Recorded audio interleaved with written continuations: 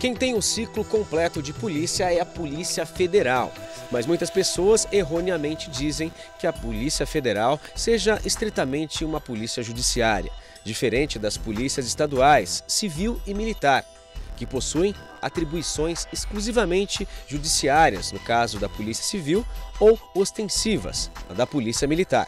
Isso significa que a Polícia Federal tem atribuições tanto de polícia ostensiva como judiciária. Como a maioria das polícias de países desenvolvidos, a Polícia Federal exerce as funções preventiva, investigativa e repressiva nos assuntos de sua competência. Alguns exemplos de policiamento ostensivo realizado pela Polícia Federal são a Polícia de Imigração, o Patrulhamento de Fronteiras, a Polícia Marítima, entre outros. Outra função de polícia preventiva, também prestada pela Polícia Federal, é a segurança pessoal dos chefes de estados estrangeiros em visita ao Brasil. É bom ressaltar que, além da atividade policial, a Polícia Federal também possui algumas atribuições de natureza regulatória. É o caso do controle de segurança privada, do Sistema Nacional de Armas e o controle de produtos químicos. O delegado de Polícia Federal, Marcos Leôncio Ribeiro, é bacharel em Direito pela Universidade Federal do Piauí e pós-graduando em Direito e Inteligência no Combate ao Crime Organizado e Terrorismo pela Universidade Católica de Brasília. Começou a carreira na Polícia Federal, chefiando a Delegacia de Polícia de Imigração no Maranhão. Em Brasília, atuou na Diretoria de Administração e Logística Policial, foi professor na Academia Nacional de Polícia e assessor parlamentar da instituição. De 2010 a 2012, Marcos Leôncio Ribeiro atuou como conselheiro representante do segmento dos trabalhadores no CONASP, o Conselho Nacional de Segurança Pública, junto ao Ministério da Justiça. Antes de ser eleito presidente da Associação Nacional dos Delegados de Polícia Federal, foi diretor de prerrogativas, de assuntos parlamentares e de comunicação social da entidade.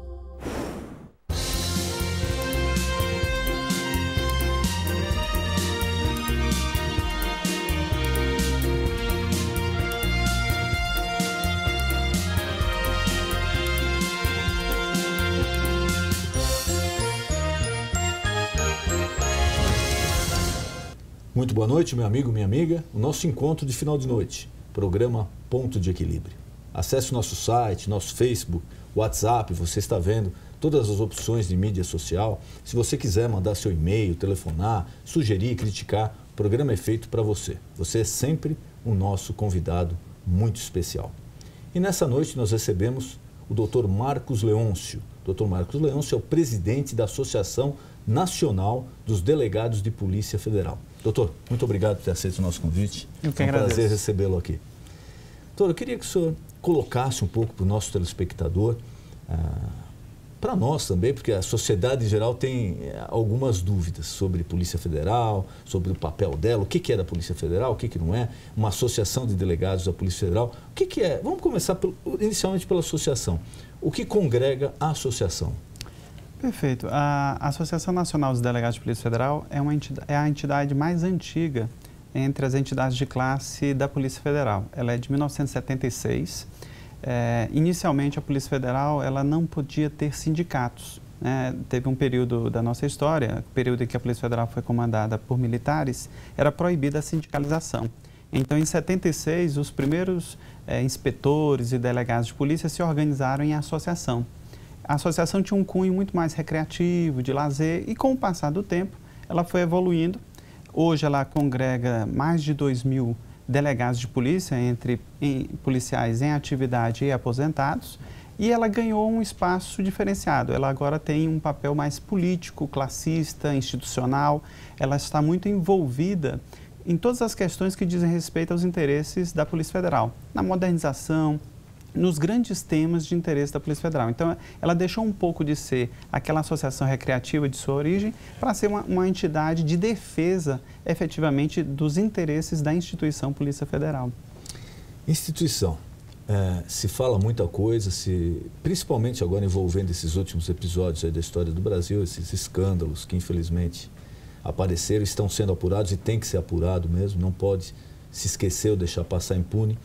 Mas a Polícia Federal tem tido um papel de destaque em tudo isso.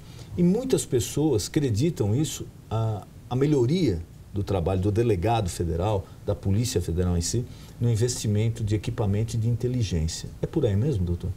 Perfeito. A Polícia Federal, ela viveu de ciclos, né? Nós tivemos momentos difíceis na Polícia Federal, quando ela passou anos sem realização de concursos públicos, ela reduziu muito o seu efetivo, isso ocorreu na década de 80, e já no final da década de 90, nós começamos a ter os primeiros passos de investimento na Polícia Federal. A retomada dos concursos, a reforma da nossa Academia Nacional de Polícia, e nas últimos 12 anos, nas últimas décadas, houve sim realização de concursos, investimentos consideráveis na Polícia Federal, em tecnologia, e ela ganhou um grande espaço, né, junto à sociedade brasileira, ganhou a confiança da sociedade brasileira porque viveu esse momento de investimento.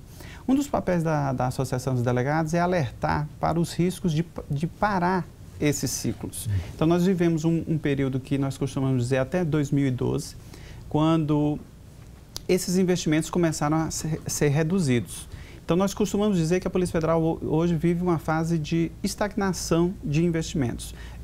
Não é correto e seria leviano dizer que a Polícia Federal é uma polícia sucateada. Ela tem uma boa estrutura, tem um corpo de profissionais qualificados, mas o que a gente às vezes fica preocupado é que, em nome do ajuste fiscal, do equilíbrio das contas públicas, você reduz de tal forma os investimentos na instituição que você passa para aquele sinal de alerta, de nós entrarmos numa fase de declínio das condições de trabalho da Polícia Federal. E um dos papéis da associação é alertar a sociedade que vê a Polícia Federal como um grande patrimônio do povo brasileiro, para que esse patrimônio seja preservado. Nosso receio é voltar muito tempo atrás, quando tínhamos dificuldade, por exemplo, de combustível para a viatura, de pagar aluguel de delegacia. Nós sabemos que algumas polícias nos estados ainda sofrem desse problema. A Polícia Federal, ela vive um momento de dificuldade por conta do ajuste fiscal, de corte orçamentário, mas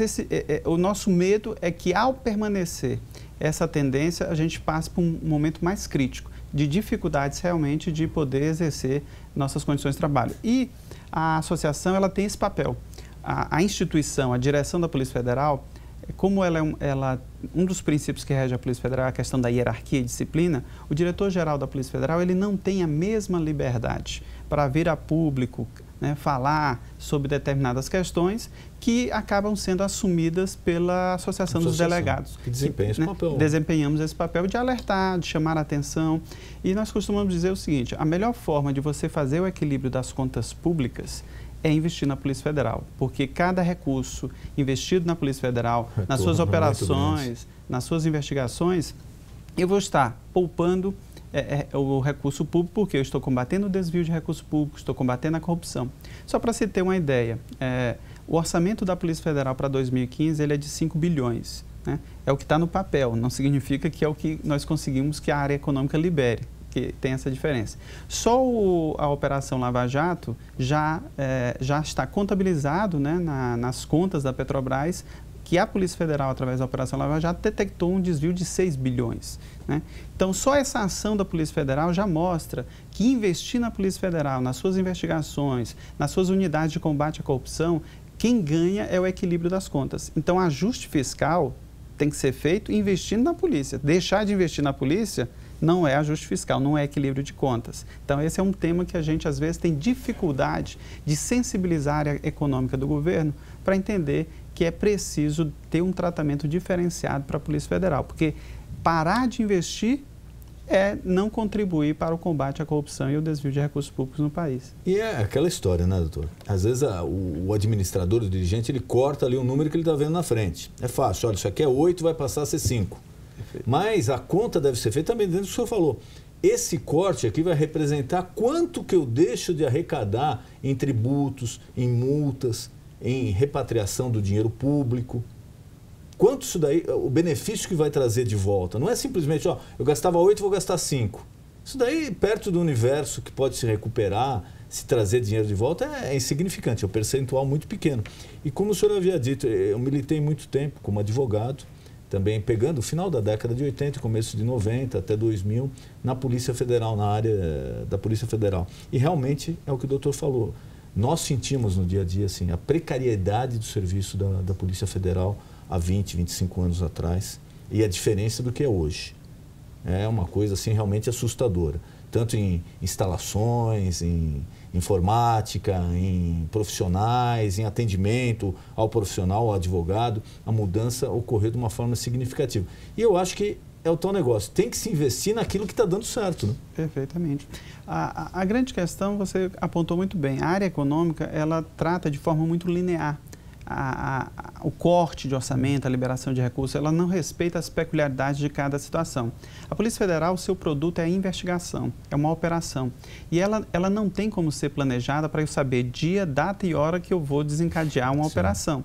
Então, às vezes, a área econômica do governo não percebe que a burocratização, aquelas regras de engessamento da administração, para liberar uma diária, uma passagem, um recurso, um investimento, ele é de tal forma engessado que prejudica as operações e a investigação da Polícia Federal, porque eu não tenho como chegar para alguém e dizer o seguinte, olha, amanhã eu tenho mandados de busca, mandados de prisão, eu tenho uma interceptação, uma quebra para fazer de sigilo bancário e fiscal e eu preciso dos recursos. Ah, não, tem que passar todos os canais de autorização até chegar ao mais alto nível do Ministério da Justiça, do Ministério do Planejamento. Quando isso for liberar, eu tenho prejudicado. Então, nós temos essa dificuldade de mostrar para o governo que a Polícia Federal tem um tratamento que merece ser diferenciado. E investir nela não é custeio, não é despesa. Investir nela é representar, poupar o desvio, é combater a corrupção, ou seja, é um investimento que traz retorno. A Polícia Federal, ela passa... E um dos temas que a associação tem enfatizado bastante é essa discussão de ter mais autonomia. O que é que nós falamos de mais autonomia? Inclusive, nós estamos com uma campanha, mais autonomia para deixar a PF trabalhar. O que significa isso? Não é tornar a polícia independente, sem prestar contas. Significa dizer o seguinte, qual é o meu orçamento mínimo? Né? Me dê o orçamento. São 5 bilhões? Ok. Então, eu vou trabalhar com 5 bilhões, eu vou fazer meu planejamento com 5 bilhões, eu vou poder realizar meus concursos dentro de uma periodicidade, de uma regularidade, eu poderei fazer meus investimentos no meu parque tecnológico, mudar as ferramentas de tecnologia, o mínimo para que eu possa me organizar. Como é que é hoje? Eu tenho 5 bilhões no orçamento e logo em seguida vem um decreto dizendo que eu só posso usar 1/18 desse orçamento. Ou seja, eu tenho 5, mas não tenho. Né? Quando eu vou precisar fazer um concurso público, aquela mesma cadeia de comando, para vocês terem uma ideia, o Aeroporto Internacional de Guarulhos. Né?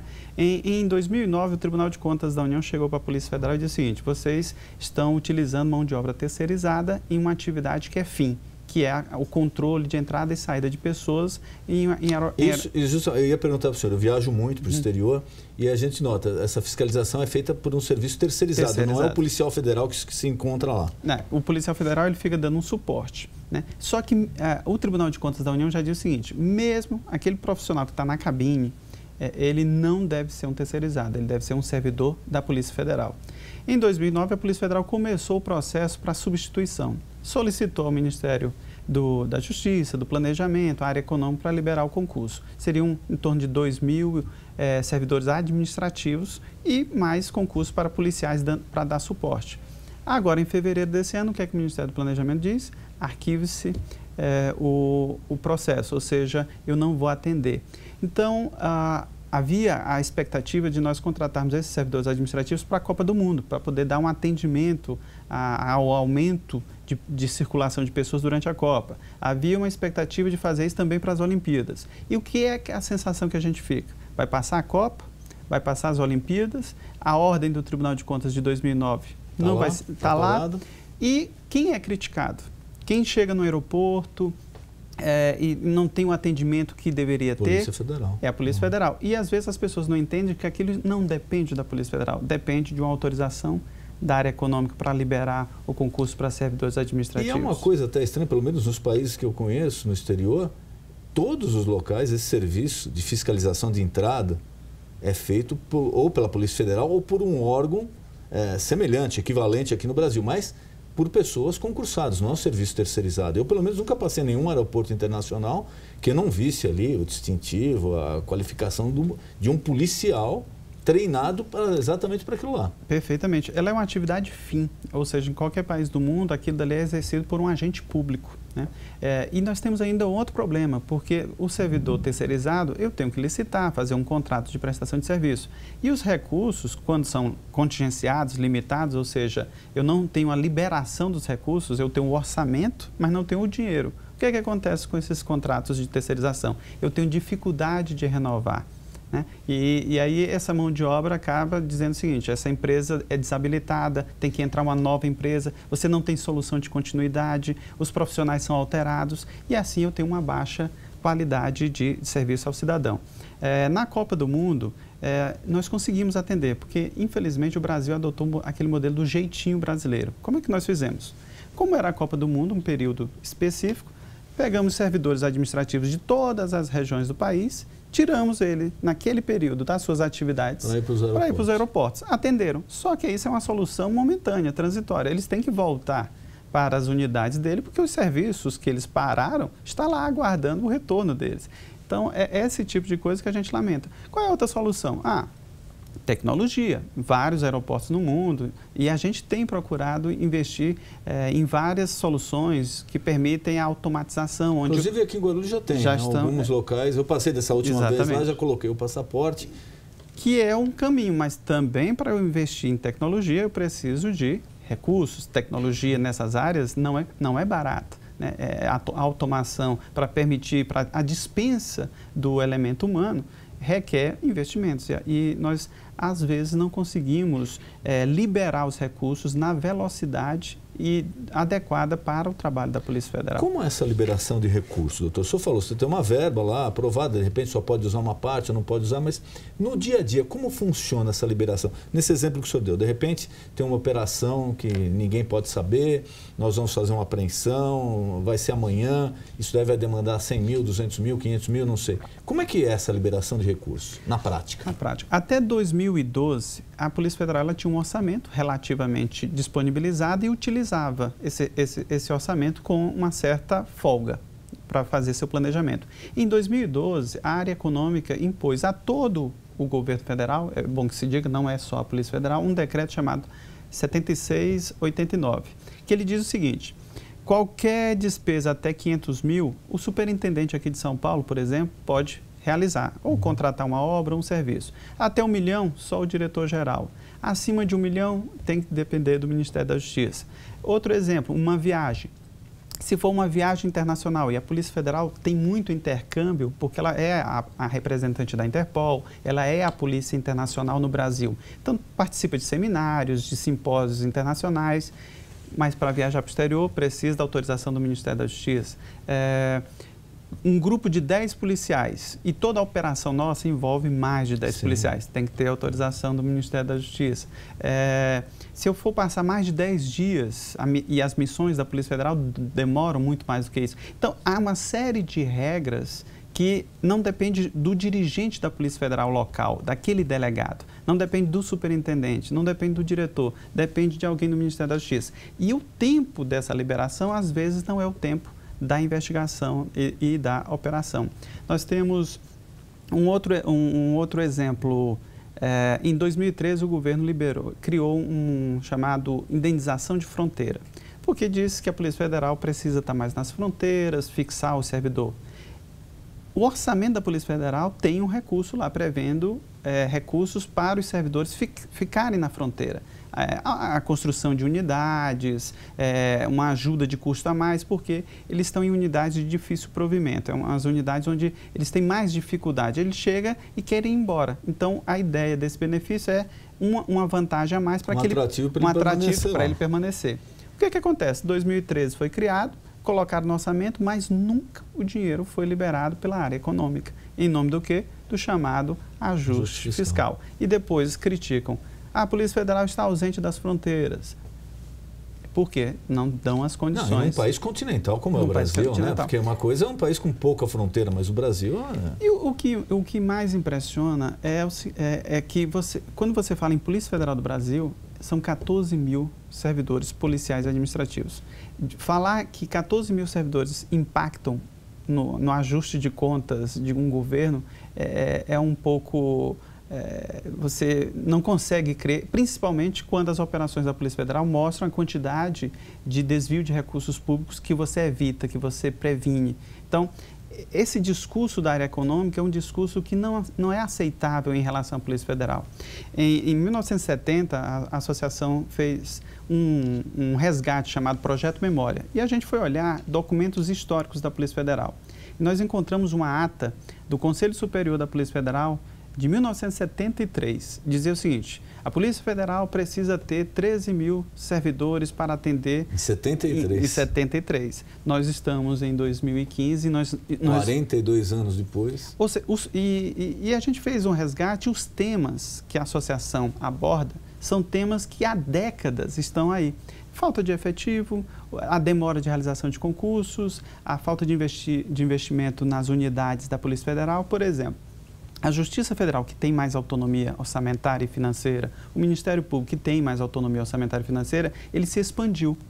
Então, hoje você tem uma situação inusitada. Você tem uma cidade do interior de qualquer estado brasileiro, você tem o juiz federal, você tem um membro do Ministério Público Federal, mas você não tem a delegacia da Polícia Federal, porque ela não teve orçamento suficiente para acompanhar o crescimento da Justiça Federal. E nós temos ações na Justiça, o Ministério Público, a Defensoria, entram com ações na Justiça para obrigar o governo a criar uma unidade da Polícia Federal. Isso mostra que esses temas, eles são temas que desde a década de 70 vêm sendo abordados e não são enfrentados. Nós temos uma carreira que é uma carreira dos servidores administrativos. Existe um estudo que diz que para cada policial eu devo ter 4 servidores administrativos. Por quê? O servidor administrativo ele é um servidor de apoio. Ele libera o policial para exercer sua atividade fim, que é investigar. Por isso eu preciso ter servidores... Não adianta deixar o policial atrás da mesa o dia inteiro. Exatamente. Então, por exemplo, nós temos policiais que são engenheiros e que ficam cuidando das obras e reformas da polícia. Por quê? Porque eu não tenho um servidor administrativo. Ele está fazendo falta na investigação. Nós temos policiais cuidando de atividades burocráticas como segurança privada, plano de segurança de banco, essa própria atividade mesmo da cabine, do aeroporto, de você apenas conferir o documento.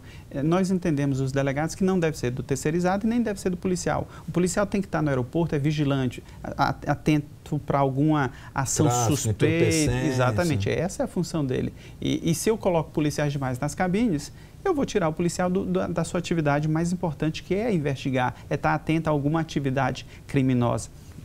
E nós defendemos a realização de concurso para 5 mil administrativos. Há anos que se fala nisso e o governo, na área econômica, não faz os investimentos para essa atividade administrativa. A Polícia Federal, ela tem um salário que é atrativo? Hoje, o concurso público da Polícia Federal é procurado? O salário realmente hoje compensa? É um salário bom? Os benefícios?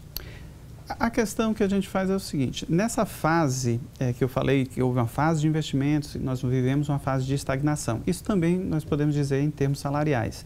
Muitos dos profissionais que entraram na Polícia Federal nos últimos 12 anos foram atraídos pelas condições de trabalho. Eram um bom salário, né? E quando a gente fala em termos de Brasil, seria leviano também dizer que o salário de um policial federal é ruim comparado com a média do salário do país. Mas o que eu posso dizer é o seguinte: nesse ciclo, a Polícia Federal ela era a polícia mais bem paga do Brasil. Ela era o primeiro no ranking, disparada. Ela era referência para as outras polícias civis que ganhavam muito aquém. O que nós assistimos nos últimos 12 anos? As polícias civis ultrapassando a Polícia Federal. Então, embora eu possa dizer que na média salarial do brasileiro, o salário da Polícia Federal é um salário atrativo, em relação a outras polícias, né, as polícias civis de vários estados hoje remuneram melhor os seus agentes e os seus delegados de polícia. Se a gente pegar o salário final de um delegado de polícia, hoje a Polícia Federal ela está em 7º lugar em termos de remuneração do Brasil. E a persistir essa política de ajuste fiscal... 7º lugar, o senhor disse que tem estados que pagam mais do que a Polícia Federal. Exatamente. Delegados estaduais... Que recebem mais do que o delegado federal. Um delegado federal. Só sem entrar em muitos detalhes, doutor, mas assim, em média, quanto seria o salário de um delegado federal? O salário inicial de um delegado ele é na casa de 16 mil, né, e encerra em 22 mil. É um salário, como eu disse, um salário que dentro da realidade brasileira é um bom salário, mas o que a gente costuma dizer é que, comparado com outras polícias, nós já vimos polícias, por exemplo, polícia de Goiás, né, Tocantins, Paraná, então, que remuneram melhor os seus policiais, né, e os delegados. É claro que isso tem um impacto, né? Algumas pessoas vão pensar, ao invés de fazer um concurso para delegado da Polícia Federal, ele vai acabar... Eu, como jovem, se eu for entrar numa carreira, tem a tendência que você já gosta mais de uma coisa ou de outra, mas um requisito importante é o salário. Então, eu comentava isso também, comentei aqui com o presidente do Tribunal de Justiça, na época que ele falava dos salários de juízes, né, que até algum tempo atrás ele era muito maior proporcionalmente ao que é hoje, muito maior ao que é hoje, mas ainda é um bom salário, mas a fuga de talentos, porque hoje em dia o grande talento vindo da faculdade de Direito, ele provavelmente vai procurar um escritório de advocacia. E antigamente não, até 20 anos atrás ele procurava o quê? Um magistrado, porque ele sabia que o salário era bom, a aposentadoria era integral e etc. E isso daí o Estado vai perdendo os talentos, né? E uma questão que a gente até costuma dizer é o seguinte, a ajuste fiscal não pode ser só para um poder executivo. A ajuste fiscal tem que ser para todos os poderes da República. E nós percebemos uma certa falta de isonomia de tratamento entre os servidores do poder. É bom que se diga que o delegado de Polícia Federal, o policial federal, ele recebe subsídio, uma parcela única. É esse valor bruto e pronto. Ele não tem hora extra, ele não tem adicional noturno, a atividade dele é uma atividade de risco permanente de vida, ou seja, ele recebe essa única parcela, né? Ele não tem nenhuma vantagem adicional a mais. E várias outras carreiras, né, do Poder Legislativo, do Poder Judiciário, além do subsídio, ela recebe auxílio moradia, outras vantagens de caráter indenizatório que aumentam as remunerações desses servidores. E o policial, ele está numa situação, ele é policial 24 horas. Então, ele trabalhando de manhã, de tarde ou de noite, ele vai ganhar a mesma coisa. Foi uma outra questão que a gente chamou a atenção para a área econômica, porque a área econômica só vê número. Então, veja a seguinte situação. Você é um delegado de Polícia Federal que trabalha às 8 horas diárias, de segunda a sexta. Você é remunerado igual a um delegado de Polícia Federal que, por exemplo, por estar numa operação, ele trabalha de segunda a domingo, né? 12, manhã, tarde, porque ele está numa operação. Então, qual é o estímulo que esses profissionais têm de se dedicar a uma operação se aquele outro que é tratado como um burocrata, que fica simplesmente atrás da mesa, como que é a área econômica, ganha a mesma coisa que ele. Então, a própria área econômica do governo não percebe essas questões. Uma outra questão, tempo de serviço. Um policial com muito tempo na Polícia Federal, ele praticamente ganha o mesmo valor que um recém-ingresso. Não tem aqueles adicionais? Não tem adicional. Exatamente. Por quê? O que a área econômica fez? Vamos transformar tudo numa parcela única, subsídio. E tratou situações distintas de forma absolutamente injustas. Hoje na Polícia Federal, e a associação cobra muito isso, como é que eu sou um cidadão, trabalhador, portanto, protegido pela Constituição Federal, trabalhei mais de 8 horas no dia, trabalhei mais de 40 horas semanais, e você não me dá nem a folga e nem me indeniza? Ou seja, isso é se locupletar injustamente do trabalho alheio. Porque, infelizmente, a Polícia Federal, ela traz ainda alguma coisa da época mais antiga que diz o seguinte: missão dada é missão cumprida, não importa as condições. O papel da associação é dizer o seguinte: missão dada é missão cumprida desde que as condições de trabalho sejam adequadas. Você não pode explorar a mão de obra desse profissional. Hoje vivemos situações de profissionais que realizam operações na Polícia Federal que estão, por exemplo, sem receber diárias para se manter. E o que é que a lei diz? É para manutenção da estada dele. Então, digamos, na Operação Lava Jato, vários policiais que foram para Curitiba ajudar as equipes do Paraná estão lá um mês, 2 meses sem receber as diárias para se manter. Um delegado federal que confidenciou isso a mim, não vou logicamente revelar o nome, mas ele me falou que numa dessas operações ele teve que pagar a diária do hotel do bolso dele porque ele não tinha como vir embora, ele estava já no final da operação, e a ordem que ele recebeu é o seguinte: olha, vem embora que não tem mais o dinheiro para pagar o hotel. E ele acabou pagando, parece que os últimos 4 ou 5 dias do bolso dele, porque ele falou: se eu voltasse, eu ia perder toda a investigação, todo o tempo que foi gasto lá. Era uma operação de médio porte lá, envolvendo quadrilhas. Ele falou que ia ter que voltar e começar tudo de novo. Então, nós conversamos lá, nós preferimos nós arcarmos com o custo para concluir a operação. E para ter ideia, o valor da diária da Polícia Federal, a diária do Poder Executivo é inferior do Legislativo e do Judiciário. Se ela fosse paga em dia, já teríamos dificuldades de se manter. A diária, hoje, você vai ao Rio de Janeiro, né, é irrisório. O valor da diária que se paga na Polícia Federal para você fazer uma operação no Rio não paga nenhum hotel, nenhuma alimentação. Ou seja, a área econômica ela está dissociada da realidade. Ou seja, eu estou fazendo de conta que essa diária vai ter condições de você se manter lá e se alimentar. Não vai. E pior, ainda atrasa. Ainda tem uma situação mais crítica na polícia, porque a polícia ela tem muita questão do rigor, da disciplina, da hierarquia. E se, por exemplo, você disser o seguinte: olha, estou indo embora porque vocês não pagaram minha diária. Ah, é isso? Processo administrativo disciplinar porque você deixou a missão. Ah, eu não vou porque vocês não depositaram minha diária. Ah, é? Processo administrativo disciplinar. Ou seja, as condições de trabalho que qualquer trabalhador exige, se forem reivindicadas, você sofre como consequência um processo administrativo disciplinar. Aí entra o papel da associação de dizer o seguinte: a missão tem que ser cumprida, mas dentro das condições adequadas. Nós temos ações judiciais já dizendo: olha, é preciso haver o pagamento adequado das diárias, reajustar essa questão. Nós temos ações dizendo o seguinte: qualquer trabalhador tem direito a receber o descanso ou a ser remunerado, indenizado pela sobrejornada, pelo excesso. Ele não é uma máquina, né, que fica lá sem ter direitos. Imagine você uma pequena delegacia no norte do país, com 3 delegados e uma equipe pequena de agentes. Esses profissionais, eles ficam ou estão trabalhando ou de sobreaviso, ou estão trabalhando ou de sobreaviso. Eles estão eternamente à disposição. À disposição. Qual é o entendimento da área econômica do governo?